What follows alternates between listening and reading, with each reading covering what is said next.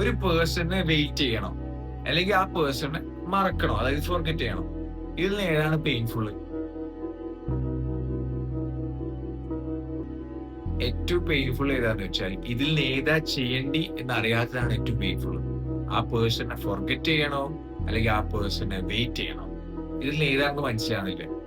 അതാണ് ഏറ്റവും പെയിൻഫുൾ. അതാണ് ഏറ്റവും സഫറിങ്. സോ നിങ്ങൾ ഒരു പേഴ്സൺ റിലേറ്റഡ് ആയിട്ട് സഫർ ചെയ്യുകയാണെങ്കിൽ അതുകൊണ്ടാണ് നിങ്ങൾ സഫർ ചെയ്യുന്നത്. ആ പേഴ്സണിനെ മറക്കാൻ മടിയായതുകൊണ്ടോ അല്ലെങ്കിൽ വെയിറ്റ് ചെയ്യാൻ മടിയായതുകൊണ്ടോ അല്ല. ഇതിൽ നിന്ന് ഏതാ ചെയ്യേണ്ടത് മനസ്സിലാണ്. ക്ലാരിറ്റി കിട്ടുന്നില്ല. അതുകൊണ്ടാണ് നിങ്ങൾ ഏറ്റവും ഒരു പേഴ്സൺ റിലേറ്റഡ് ആയിട്ടുള്ള കാര്യത്തിൽ സഫർ ചെയ്യുന്നത്. സോ ആ സഫറിങ് കുറയ്ക്കണമെങ്കിൽ ഫസ്റ്റ് ഒരു ക്ലാരിറ്റി കിട്ടിയാൽ മതി. അതായത് ആ പേഴ്സണിനെ പറ്റി മനസ്സിലാക്കുക. ആ പ്രോപ്പറായി മനസ്സിലാക്കുകയാണെങ്കിൽ നിങ്ങൾക്ക് ആ 2 ചോദ്യത്തിന് ഉത്തരം കിട്ടും. സോറി, ഒരു ചോദ്യത്തിലുള്ള ഉത്തരം കിട്ടും. വിച്ച് ഈസ് ആ പേഴ്സണിനെ വെയിറ്റ് ചെയ്യണോ? അല്ലെങ്കിൽ ആ പേഴ്സണിനെ മറക്കണോ?